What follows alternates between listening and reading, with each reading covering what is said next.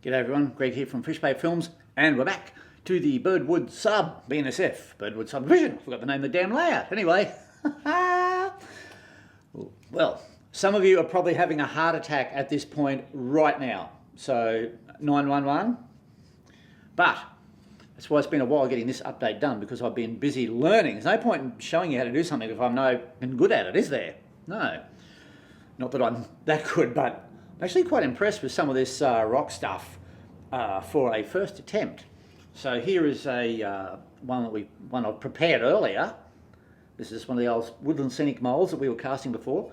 And tip number one: don't paint the rocks before you put them on, because you have to try and marry them in, and when you break them and all that sort of thing, the white section shows up and you have to colour that. But anyway, it still works. It still works. A little bit more mucking around. But of course, you know, what I really wanted to do was get some sort of idea of how to paint this stuff. And she said, I don't think painting is really a good word. It's really washing, isn't it? We are painting them, but they're more washes. Don't try and paint rocks. Use really light paint washes. And yeah, the effects are amazing for an amateur like me. Yeah, well, scenery challenged, as Terry from Nebraska said. I like it, Terry. Scenery challenged, yes, many challenges. Anyway, we've got oaks, and I've made heaps of molds, and we've done a few more bits of scenery up here. So we're going to put some rocks on today, and it's a very personal thing. You know, every rock can go on a million different ways. So we're going to do it reasonably quick if I shut up, and let's get into it, and we'll show you a rough idea on how to put your rocks on, as opposed to getting the rocks off. Now we're going to be using this rock mold on here because it fits in really nicely, and it's a gentle sort of rock. We don't want some huge, big, you know, big crevices and stuff sticking out here because there's not a lot of room. And you can see when I cast the rocks that we did a little brush on the back to give this a bit of a conical effect in the back there. Sorry, concave, not conical. And that comes in really sort of handy like this because there's a bit of a round surface. And this really does sort of marry in, and I sort of basically just slid this along here until it sort of just slipped in. And there, you can see it's virtually hugging the plaster all the way around here. And it just sort of sits there lovely. So what also I want to do is, and of course we go through, you know, the painstaking hours of trying different rocks. I just haven't picked these randomly. I've, you know, spent quite a bit of time trying different types of molds and breaking bits off and all that sort of thing. We don't need to go through that. It's all trial and error and experiments. And what I would like to do is have this a bit of a overhang. So I'm going to put that sort of there like that, but I need to cut off this little bit here and a bit down here. So I'll go over and show you how to do that. There's many different ways to do that. And then we can just sort of marry that in there like that, and that'll fit in there, and we'll give that a bit of a go. So let's try that.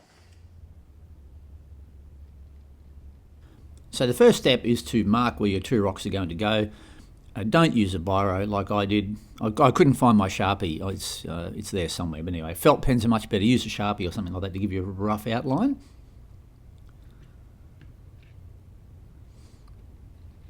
I find a broken hacksaw blade is pretty good for cutting the plaster, especially in big bits like that. You can go around corners a little bit. And then a utility knife is pretty good for shaping the final stages. But pick a tool that you're happy and comfortable working with.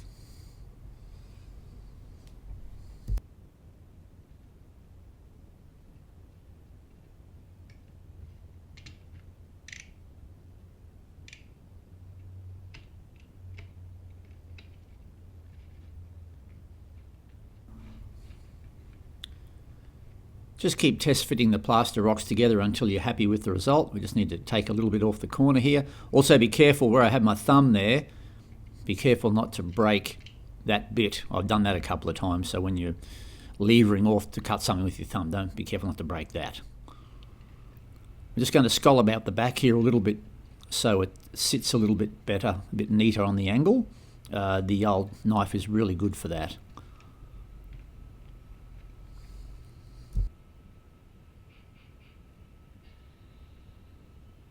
Now before you remove your plaster, make sure you've marked where your rock moulds are so you can take them away and you know roughly where to put it back. So we'll do that. We've shaped that other one there now, and I think that, where are we? Somewhere there maybe, just to get this little bit of a overhang here, just to give this something different. Most of this area here I won't put rocks on because it's more of a grassy sort of hill. Okay, we're going to be using drywall mud. This is gyprock finishing compound, or as you would call it over in the States, drywall finishing compound or top coat. You can use plaster of Paris or whatever you like, or even some people use hot glue. I personally wouldn't use hot glue myself, but you know, each to their own, as they say.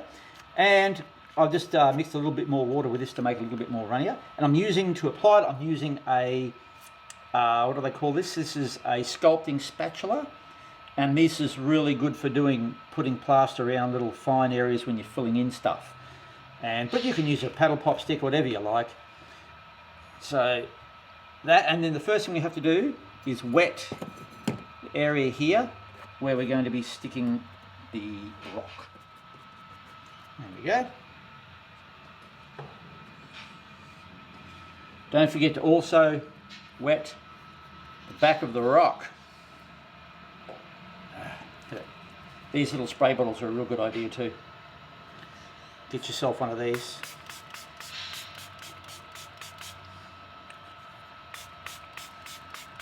This plaster mould is just soaking up this water. There you go. Now there might be areas that you have to put more behind the rock. My hand's getting in the way there. To get it around the edges. But I know that this is sitting pretty much right around the edges there.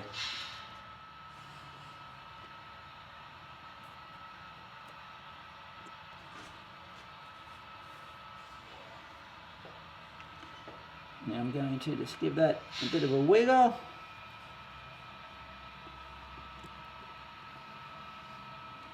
See, we've spilt some around there.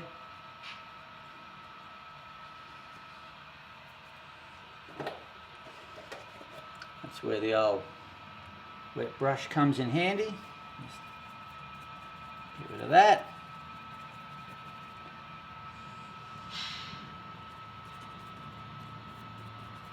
Doesn't matter, we'll be filling that up anyway. Now remember, this other rock's going on top of this, so it's not a real big deal. Just like to get some more plaster in behind here.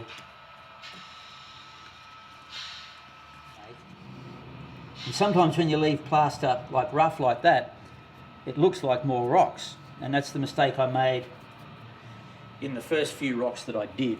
I made all these joins around here way too smooth, and of course when you try and blend another rock in, that just stands out because you've got this lovely bathroom tile join, and of course rocks aren't like that, so, well, not very often anyway.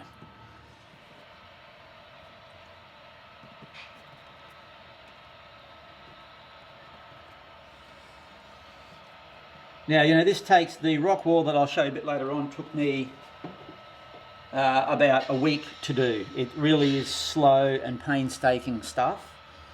So, you know, it's all trial and error. You just have to practice, and you'll know what you like and you know what you don't like. I think photos are really good as well, which I'm not using any because I don't have any yet, but I will be getting some as I progress, because I think they're very, very important.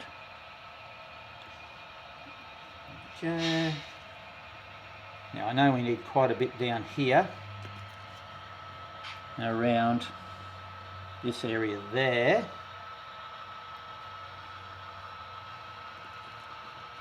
Now we can just put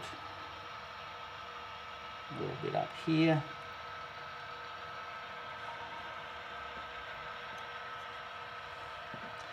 Okay, let's see how we go.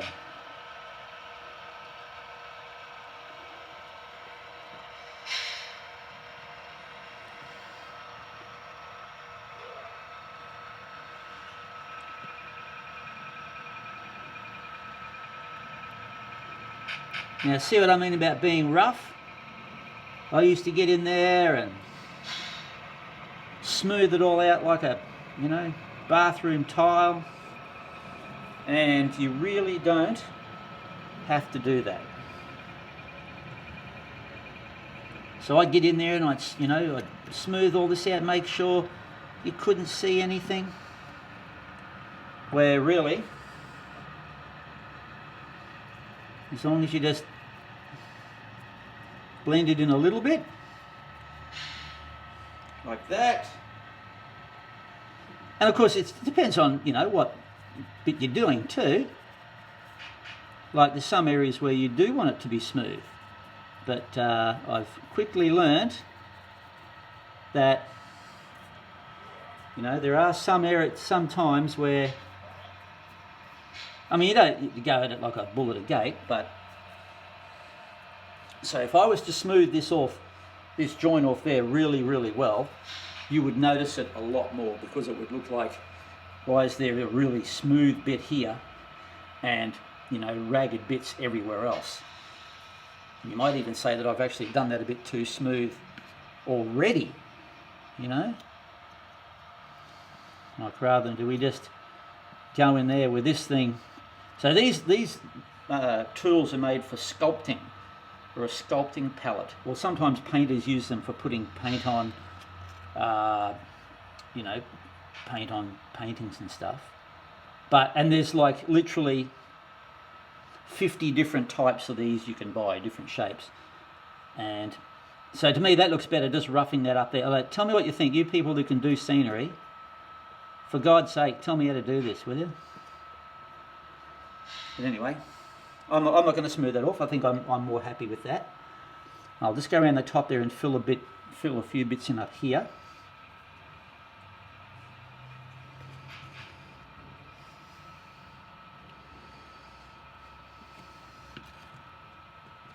This is really just to help this stick on the top. So I'm pushing that down the back there to get some plaster behind it, because I didn't put enough on behind. Once again, the old wet finger comes in. Gee, it's versatile, isn't it? Things you can do with a wet finger. Take that, PC police.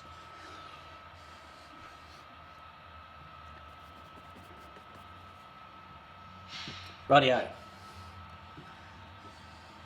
So I think what I'll do is most of this rest of this wall here, it's getting pretty close to the tracks. So I might put a few of the small rocks like this. Like this one here, or even I've cast a lot of these really thin ones. So I might put a couple of those along here, or maybe up here or something like that. And there's some even really thin ones here from the Woodland Scenics surface rocks, they're called, and they're really good just to give you a little bit of texture. You know, I might put maybe one here or something, I don't know. Anyway, we'll see. It's, you know, it's a very personal thing, and you need to have a look and practice. But this was sort of the area here that went back from the tracks a little bit, and this is sort of, you know, it'll be a bit of a feature of this whole hill here. So what I've tried to do with this wall here is marry as many rocks in without them looking like they're from the same mould, which these two are. So if you're doing that, you need to separate the moulds, the rocks a little bit, and try and keep them from looking the same, that you've done one after the other. And this little gap here, I'm going to put some foliage or something, some trees in there. And this here, this is like a rock wall, like a made stone wall that I should have done in a different colour. I've tried to put some black washes in there to accent it, and it's sort of half worked, but I've tried different black washes with paints, and I might have to give Woodland Scenics black wash a go, because maybe it's just a bit better in really filling in all these cracks without putting too much of a black on the actual rocks. But anyway, that was supposed to be, because there was virtually no room here to put a rock face, I thought, well, maybe the railroad built a rock wall, a rock stone wall, until they could get to where the rocks were. Oh, and another thing too, very important, if you can, have your vertical surfaces not vertical, if that makes any sense. Slope them back a little bit. There aren't too many rock faces that go straight up, and that way it looks a lot more realistic. This slope here from top to bottom is back by about 20 mil, so an inch or a bit more than an inch. It's probably about 30 mil, and that really gives you that sloping effect rather than a straight up and down. I know we are challenged for space, but if you can do that, even better.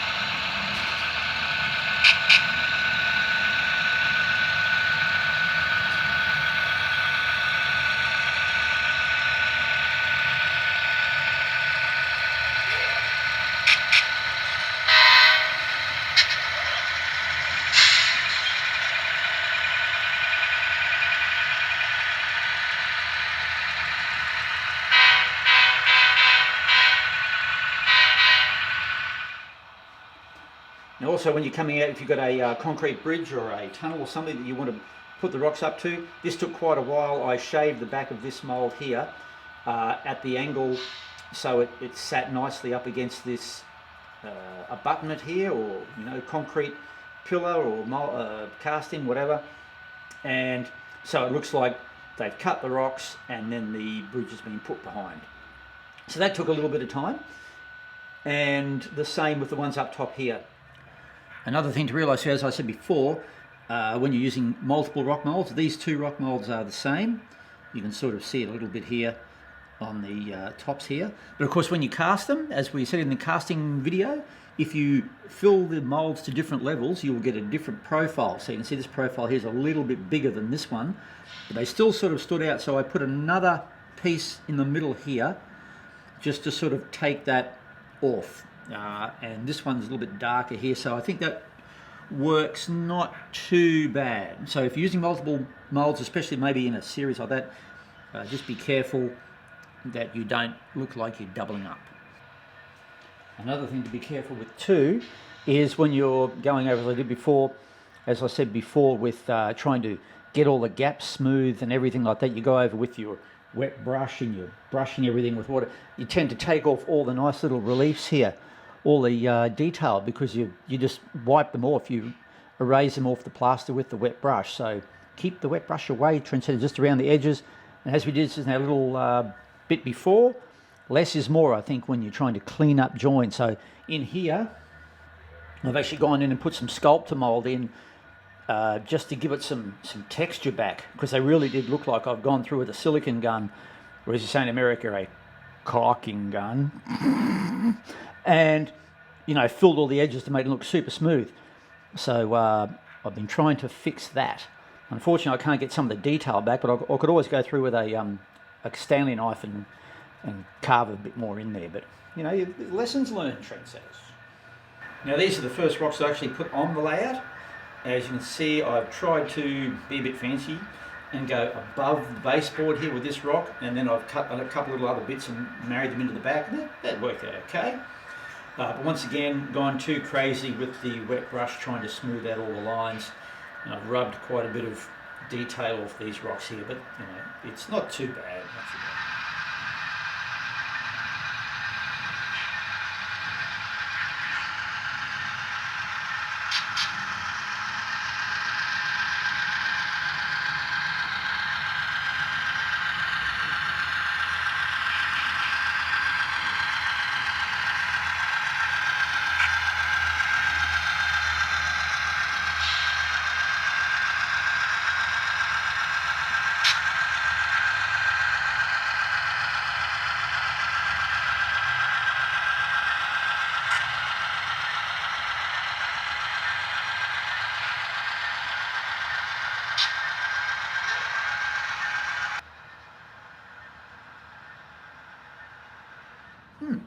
Well, there you go. Rocks on the Birdwood sub. Who'd have thunk it?